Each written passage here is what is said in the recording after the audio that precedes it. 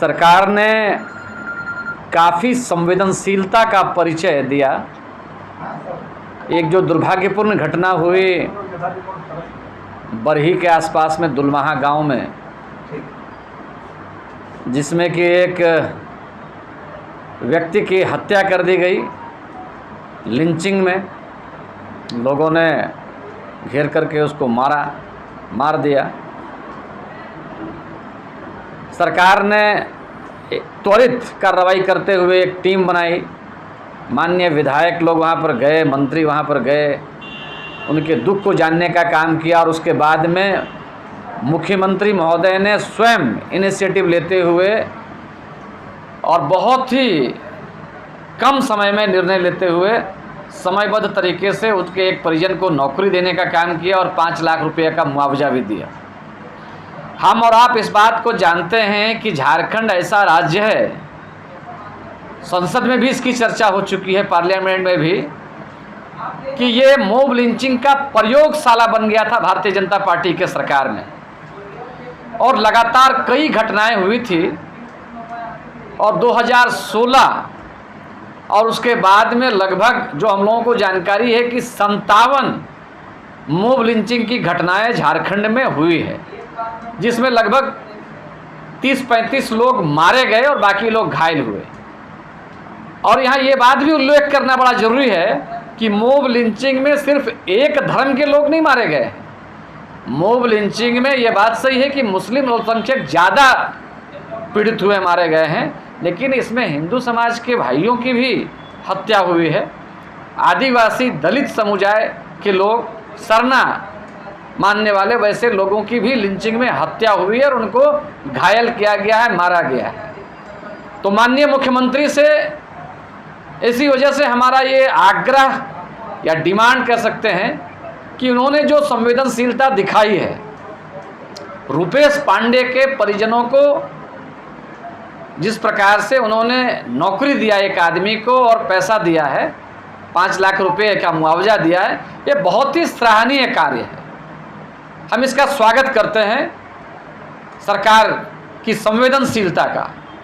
लेकिन साथ ही साथ हम ये भी डिमांड करते हैं और हमारी अपेक्षा है कि विगत कुछ सालों में जिन लोगों की मॉब लिंचिंग में हत्या हो गई है, अमानवीय तरीके से निर्दयता के साथ में मारा गया बहुत सारे लोगों को,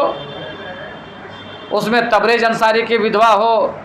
चाहे अलीमुद्दीन अंसारी का मामला हो, या और बहुत सारे लोग खूंटी में, जमशेदपुर में, बागबेड़ा में, कई जगहों में, लातेहार में लोगों की हत्या हुई। केंद्र सरकार के स्पष्ट गाइडलाइन के बावजूद कि उनका पुनर्वास करना है और उनको मुआवजा देना है, भारतीय जनता पार्टी की सरकार ने कोई भी निर्णय नहीं लिया था। और हमारा इस बात को जानते हैं कि भारतीय जनता पार्टी तो आग में पेट्रोल डालने का काम करती है। जिन लोगों ने लिंचिंग किया था रामगढ़ के अंदर में, लिंचिंग में जिनकी संलिप्तता थी, जो नामजद अभियुक्त थे, जब वो जेल से छूट करके आए थे तो उसी पार्टी में सरकार के तत्कालीन मंत्री रहे एक काबीना मंत्री ने उनको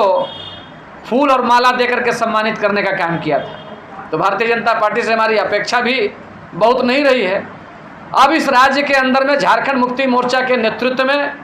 माननीय हेमंत सोरेन जी के नेतृत्व में सरकार चल रही है, तो हम ये महसूस करते हैं कि एक संवेदनशील सरकार है और इसमें अविलंब कार्रवाई होनी चाहिए। जो बाकी के लोग जिनके परिजनों को नौकरी और मुआवजा नहीं मिला है वो मिलना चाहिए। और साथ ही साथ हमारा ये डिमांड है कि राज्य के अंदर में सरकार ने जो मॉब लिंचिंग के विरुद्ध में जो कानून लाया है वो सख्ती के साथ उसका इम्प्लीमेंटेशन राज्य के अंदर में होना चाहिए, ताकि एक सख्त, एक स्ट्रॉन्ग मैसेज कानून तोड़ने वालों को जाए। इस मामले में माननीय उच्चतम न्यायालय के भी कई दिशा निर्देश है राज्यों को, चाहे नोडल ऑफिसर बनाने से लेकर के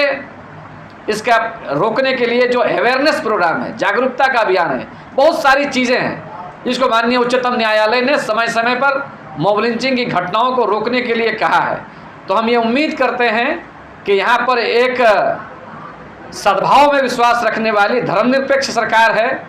जो शांति और सद्भाव में विभिन्न धर्मों में और समाज में एकता की बात करती है, तो सरकार को इस मामले में पूरी गंभीरता दिखाते हुए